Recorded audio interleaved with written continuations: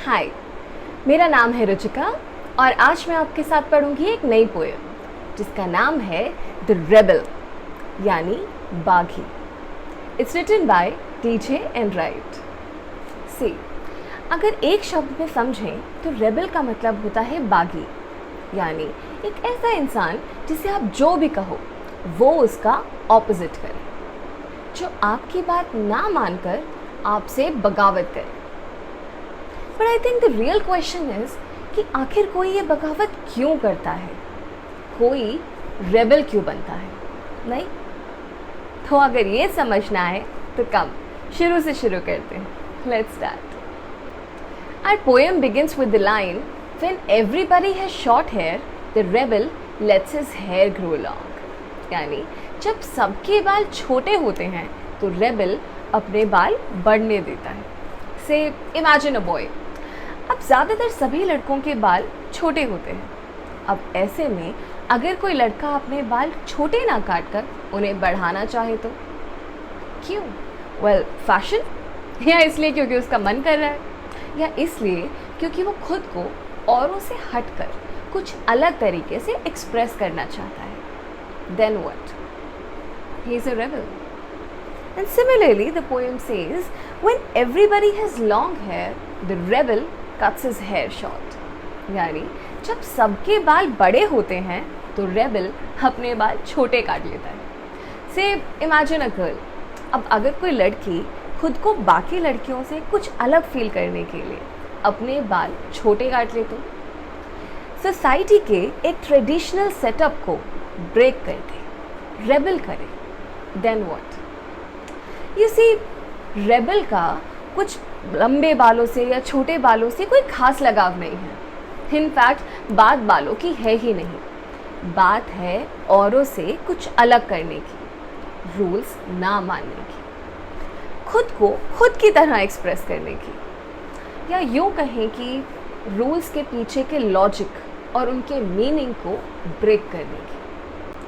Our next line says, when everybody talks during the lesson, the rebel doesn't say a word. यानी जब सब lesson के बीच में बातें कर रहे होते हैं तो रेबल एक शब्द भी नहीं बोलता। And when nobody talks during the lesson, the rebel creates a disturbance. यानी जब बाकी सब लेसन के बीच में बात नहीं कर रहे होते, एकदम चुप बैठे होते हैं, तो रेबल अचानक से डिस्टर्बेंस क्रिएट करने लगता है। अगेन यू सी, यहाँ रेबल कोई बहुत ज़्यादा बात करने वाला या एकदम चुपचाप रहने वाला इंसान नहीं है। वो सिर्फ वो है जिसे औरों से कुछ अलग करना है, ऑपोजिट, रूल्स नहीं मानने। क्यों? वेल, शायद इसलिए कि उसे थोड़ी अटेंशन चाहिए, या इसलिए क्योंकि वो ऐसा ही है, उसे ऐसे ही अच्छा लगता है, या इसलिए क्योंकि वो बाकी सब से हटकर एक अलग स्टेटमेंट मार्क करना चाहता है, रूल्स तोड़ना चाहता है, उन्हें ब्लाइंडली फॉलो ना करने की बजाय उनके पीछे के लॉजिक और उनके मीनिंग को क्वेश्चन करना चाहता है। Make sense, right? Again our poem says, when everybody wears a uniform the rebel dresses in fantastic clothes. यानी जब बाकी सब ने यूनिफॉर्म डाला हो तो रेबल एकदम फैंटास्टिक अलग कपड़े पहन कर आता है। सी, यहाँ पर बात स्कूल यूनिफॉर्म की नहीं है। यूनिफॉर्म मतलब जहाँ बाकी सब ने लगभग सेम एक जैसे कपड़े पहने हो, एक सर्टेन कोड या एक एस्थेटिक को फॉलो किया। से इन अ बर्थडे पार्टी जहाँ पर सब ने ब्लू या ब्लैक कलर की शर्ट डाली है, वहाँ पर हमारा रेबल एकदम बेबी पिंक या एक ब्राइट येलो कलर के कपड़े पहन कर आ जाए। That is an act of rebellion. And the poem says, when everybody wears fantastic clothes, the rebel dresses soberly. यानी जहाँ पर बाकी सब ने एकदम फैंटास्टिक बढ़िया बढ़िया तरह तरह के कपड़े पहने हो, वहाँ पर हमारा रेबल एकदम मॉडेस्ट, एकदम सोबर कपड़े पहन कर आता है। से इमेजिन कोई बहुत ही हैपनिंग सा क्लब, वहाँ पर एक अल्ट्रा मॉडर्न जैसे जीन्स या स्कर्ट इस तरह के कपड़े पहनने की जगह वो एकदम ट्रेडिशनल जैसे साड़ी, कुर्ता पजामा या बुर्का पहन कर आ जाए, तो वहाँ again he is doing an act of rebellion. See, यहाँ पर बात कपड़ों की नहीं है, बात है पर्सनल चॉइस और फ्रीडम की, खुद को खुद की तरह एक्सप्रेस करने की, अपने चॉइसेस और अपने कपड़ों से अपनी आइडेंटिटी मार्क करने की। And that in itself is an act of rebellion. And you see, ये पूरी कहानी किसी एक इंसान या एक जेंडर की नहीं है, इनफैक्ट एक पर्टिकुलर टाइम की भी नहीं है। पूरी पोएम थर्ड पर्सन और सिंपल प्रेजेंट टेंस में लिखी गई है, यानी ये कहानी सबकी और हमेशा की है, सभी रेबल्स की एक कलेक्टिव स्ट्रगल की है। That is an act of rebellion and their story. In the next line, the poem says, in the company of dog lovers, the rebel expresses a preference for cats. यानी जब वो ऐसी company में हो, ऐसे लोगों के आसपास हो जिन्हें कुत्ते पसंद हैं, वहाँ रेबल कहता है कि हेलो, मुझे कुत्ते नहीं, मुझे तो बिल्लियाँ पसंद हैं। And when in the company of cat lovers, the rebel puts in a good word for dogs. यानी जब ऐसे लोगों के बीच हो जहाँ लोगों को बिल्लियाँ पसंद हैं, तो रेबल कहता है देखो मुझे बिल्लियाँ नहीं कुत्ते पसंद हैं, और कुत्तों के बारे में अच्छी अच्छी बातें करने लगता है। अगेन यहाँ बात कुत्ते या बिल्लियों की नहीं है, बात है औरों से कुछ अलग होने की, खुद की एक अलग पसंद होने की और उसे खुलकर एक्सप्रेस करने की। All of this is an act of rebellion to mark that I am a rebel. I don't follow rules, I don't follow norms, I am me, and this is me. Again, the poem says, when everybody is praising the sun, the rebel remarks on the need for rain. यानी जब बाकी सब सन को praise कर रहे होते हैं, कहते हैं वाह भाई वाह आज तो क्या धूप निकली है, वहाँ पर रेबल कहता है नहीं, आज ना मौसम में थोड़ी बारिश की कमी है। And when everybody is greeting the rain, the rebel regrets the absence of sun. जब बाकी सब बारिश में खुश हो रहे होते हैं, तो रेबल कहता है नहीं, आज ना सूरज की कमी है। Again you see, यहाँ पर बात सूरज या बारिश की नहीं, बात है औरों की हाँ में हाँ मिलाने की जगह खुद का दिमाग, एक अलग सोच होने की, अपने इंस्टिंक्ट्स और अपने रिसर्च पर ट्रस्ट करने की। एंड यू नो, एक लेवल पे इस हिसाब से दुनिया के सारे साइंटिस्ट रिबेल ही हैं। यू सी, एक टाइम था जब सबको लगता था कि पूरा यूनिवर्स का सेंटर अर्थ है, सन और सारे प्लैनेट्स अर्थ के चक्कर लगाते हैं। बट वहाँ पर गैलीलियो गैलीली नाम के एक साइंटिस्ट थे। उन्होंने बाकियों की हाँ में हाँ मिलाने की जगह खुद के इंस्टिंक्ट्स और अपनी रिसर्च पर ट्रस्ट किया। उन्होंने पढ़ाई करी, ढूंढा, खोजा, सोचा और प्रपोज किया कि नहीं, अर्थ यूनिवर्स का सेंटर नहीं है, सन है। बाकी प्लैनेट्स और अर्थ सन के चक्कर लगाते हैं। The universe is heliocentric. अब ऑब्वियसली उस टाइम के अगेंस्ट था, it was an act of rebellion. किसी ने उनकी बात नहीं मानी। इनफैक्ट चर्च ने उनके ऊपर ट्रायल्स किए, कहा सारी बातें झूठ हैं, ये उनके धर्म के खिलाफ है। गैलीलियो ने साइंस पर, अपने रिसर्च पर ट्रस्ट किया, खुद पर ट्रस्ट किया। एंड सी, हद सब उनकी बात मानते हैं। And all of this was an act of rebellion, अपनी खुद की सोच होने की और उसे हटकर। When everybody goes to a meeting, the rebel stays at home and reads a book. यानी जब बाकी सब लोग बाहर जाते हैं, लोगों से मिलते हैं, तो रेबल आराम से घर में बैठता है और एक किताब पढ़ता है। And when everybody stays at home and reads a book, the rebel goes to the meeting. यानी जब बाकी सब लोग आराम से घर पे बैठकर एक किताब पढ़ रहे होते हैं, तो रेबल बाहर जाता है, लोगों को इकट्ठा करता है, उनसे मिलता है।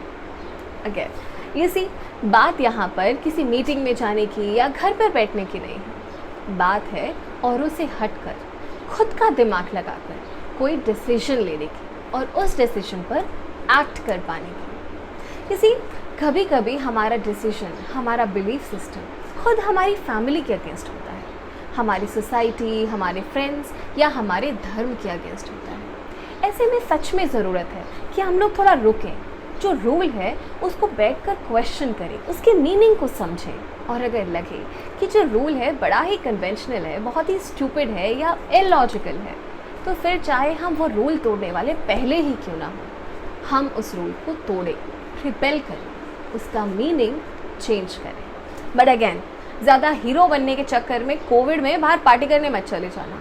रिबेल करना अच्छा है, बट साइंस और लॉजिक से नहीं। अगर लगे कि किसी चीज़ में सेंस है, किसी चीज़ में कोई मीनिंग है, तो कभी कभी बात होती है उसे समझकर, उसे मानने की। See, the poem is not talking about breaking rules. The poem is talking about breaking the meaning of those rules. बात रूल तोड़ने की नहीं, उनके अंदर के लॉजिक, उनके मीनिंग को क्वेश्चन करने की है। अगर वो मीनिंग सेंस बनाए तो बेहिचक उन्हें मानो, अपने कल्चर की रिस्पेक्ट करो। बट अगर उनमें मीनिंग ना हो या एक टाइम के बाद उनका मीनिंग का सेंस बनना बंद हो जाए, then question it, then break it, be a rebellion. But right now covid is serious, your health is important and so is everybody else. तो जब आप बाहर जाते हैं, आप खुद के साथ साथ अपने एक्ट ऑफ रिबेलियन से बाकी सब लोगों की हेल्थ को डेंजर में डालते हैं, अपने घर वालों की हेल्थ को डेंजर में डालते हैं। It's serious guys, so please थोड़ा घर पर बैठो, और अगर बाहर जाना है तो use a proper mask, use it fully to cover your face and maintain some social distance. और अगर तब भी रिबेल कर रहे हो, बात नहीं मान रहे, then you are not a rebel, you are stupid. Please don't be stupid. Thank you. Again, coming back to the poem. When everybody says, yes, please, the rebel says, no, thank you. यानी जब बाकी सब लोगों की हाँ में हाँ मिला रहे होते हैं, किसी काम को झट कर रहे होते हैं, तो रेबल दूर से थैंक यू बोल के नो कर देता है। And when everybody says no thank you, the rebel says yes please. यानी जब बाकी सब लोग किसी काम से मना कर देते हैं, नो, तो वहाँ रेबल चाहता है और उस काम को खुशी खुशी करता है। ऑब्वियसली रेबल है।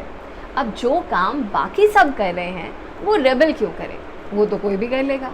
और जो काम कोई नहीं कर सकता वो तो ऑब्वियसली रेबल ही करेगा, राइट?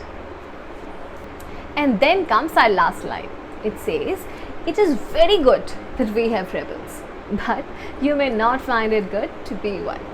यानी बहुत अच्छी बात है कि हमारी सोसाइटी में रेबल्स हैं, कोई तो है जो कुछ अलग कर रहा है, ऑपोजिट कर रहा है, सोसाइटी के सारे रूल्स को सिर्फ ब्लाइंडली फॉलो नहीं कर रहा, बल्कि उनके पीछे के लॉजिक को समझने की कोशिश कर रहा है, उनके मीनिंग को ब्रेक कर रहा है, बगावत कर रहा है। सिर्फ इसलिए कोई चीज़ नहीं कर रहा क्योंकि बाकी सब भी वही कर रहे हैं, बल्कि अगर किसी चीज़ में सेंस ना बने तो कभी कभी अपनों से ही लड़कर, बगावत करके किसी सही चीज़ को करने की कोशिश कर रहा है, किसी सही चीज़ के लिए स्टैंड ले रहा है। And that is very important and that's why it's good. But at the same time the poet says, you may not find it very good to be one. यानी हो सकता है कि रिबेल होना तो बहुत अच्छी बात है, सोसाइटी डाइवर्स बनती है, प्लूरल होती है, नए आइडियाज़ आते हैं, रिसर्च होती है, बट जब आप खुद एक रेबल हो सकता है कुछ ज़्यादा अच्छी फीलिंग ना हो। बिकॉज याद करो, देखो कभी ना कभी तो रेबल किया होगा, हम सब करते हैं, छोटी से छोटी चीज़ों पर रेबल कर जाते हैं। जैसे कभी मम्मी से बाल लंबे करने की ज़िद, कभी पापा से थोड़ी देर एक्स्ट्रा खेलने के टाइम के लिए दादी को मस्का मारते हैं, कभी किसी ट्रेडिशनल फंक्शन में अपनी फेवरेट वाली जीन्स पहनकर ही जाएंगे इसकी ज़िद लगा लेते हैं, या कभी कभी अपने एक दोस्त के लिए टीचर से, दोस्तों से, मम्मी पापा से सबसे लड़ लेते हैं। रिमेंबर? तो याद करो, जब ये सब किया था तो उसका रिजल्ट क्या था? डांट पड़ी होगी, हो सकता है मार भी पड़ी हो सकता है टीचर ने पापा से पीटीएम में कंप्लेन कर दी हो, या हो सकता है कि सोसाइटी के वो खड़ूस वाले अंकल ने आपकी फेवरेट वाली बॉल देने से मना कर दिया हो। And that's not a very nice feeling, right? शायद रिबेल बनने का मतलब है हमेशा, हर वक्त अपने दोस्तों से, अपने माँ बाप से, सोसाइटी से, धर्म से, इनफैक्ट पुलिस से डंडे खाने के लिए हमेशा तैयार रहना, सिर्फ इस सेटिस्फाइंग फीलिंग के लिए कि चलो एंड में करी तो अपने मन की, करा तो वही जो खुद को सही लगा। हाँ, हो सकता है इन द एंड प्रोसेस जो चाह रहे थे वो नहीं मिला, बट सही करने की कोशिश का सेटिस्फैक्शन मिला। So you see, this entire poem is about rebels, उनका एटीट्यूड, उनके लाइफस्टाइल और उनकी रेजिलियंस, कि क्यों कोई रेबल बनता है, क्यों कोई अपनी फ्रीडम, अपनी चॉइस और अपने एक्सप्रेशन के लिए सबसे लड़ लेता है। बट अब ये चीज़ अच्छी है या बुरी, ये समझने के लिए इस पोएम का एसेंस समझना बहुत ज़रूरी है। ऑब्वियसली समझ तो आए कि इतनी बड़ी पोएम पढ़ी क्यों, इसका एसेंस क्या है, क्रक्स क्या है? सी, पूरी पोएम में to be a rebel is to be different. बागी होना मतलब अलग होना। बट अगर देखा जाए तो हम सब अलग ही तो हैं। आप मुझसे अलग हो और मैं आपसे। हम दोनों अलग दिखते हैं, अलग जगहों पर हैं, अलग लैंग्वेजेस बोलते हैं और खाने में अलग अलग चीज़ें पसंद है। नहीं, अब मानो सब सेम हो जाए, दुनिया में सारे फ्रूट्स में सेम टेस्ट आए, सब फ्लावर्स एक जैसा स्मेल करें और सबकी शक्लें सेम हो जाएं, तो क्या पॉइंट है? इतने सारे लोग, इतनी सारी चीज़ें होने का क्या पॉइंट है? फिर तो एक ही काफ़ी है, बाकी सब अननेसेसरी हो जाएगा। नहीं? See, differences are the only natural way. In fact, they are beautiful. तो I think different होना या अलग होना बुरा नहीं है। बुरा है इन सारे differences को अलग अलग मीनिंग दे देना, एक को अच्छा और दूसरे को बुरा बना देना।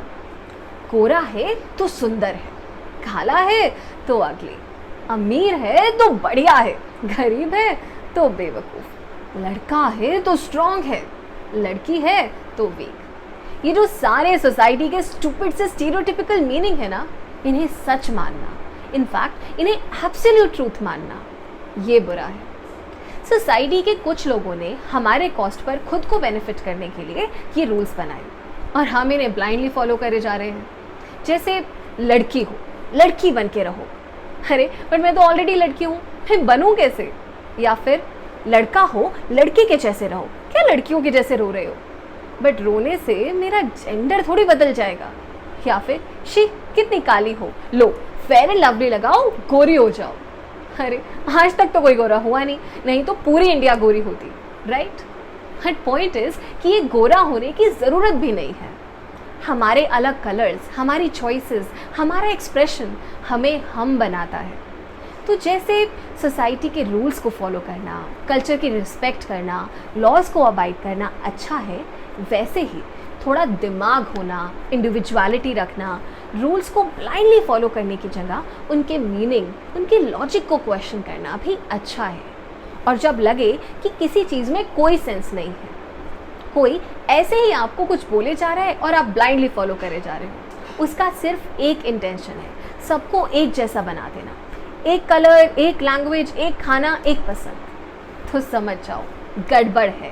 Question it, rebel it, resist it, but always be you. हाँ, प्रॉब्लम होंगी, हो सकता है दोस्त नाराज़ हो जाए, मम्मी पापा गुस्सा हो जाए, पुलिस डंडे मारने लग जाए, कुछ भी हो सकता है, बट एटलीस्ट लास्ट में सेटिस्फैक्शन होगा कि हम रहे, खुद के जैसे रहे। हाँ, प्रॉब्लम्स हैं तो हमारी हैं, खुद के चॉइसेस और खुद के रिजल्ट्स हैं, but always be you and be proud. Yeah that's the point. तो tell me, are you a rebel? I am, but tell me what's your cause? अपने कॉज बताओ, अपने एक्सपीरियंसेस बताओ। Tell me in the comment section below and I will share you mine. And also, I will be live on Wednesday, this Wednesday at 4 p.m. Join me in the live session and ask me any doubts that you have. साथ में question answers करते हैं और सब clear करते हैं. Yeah, let's read together. And if you like this video, if you like the explanation, always hit the like button, comment section, and share and subscribe to the channel. Yeah, bye. I'll see you on Wednesday. Like करो, share करो और subscribe करो और हमारे videos के latest update के लिए hit the bell icon.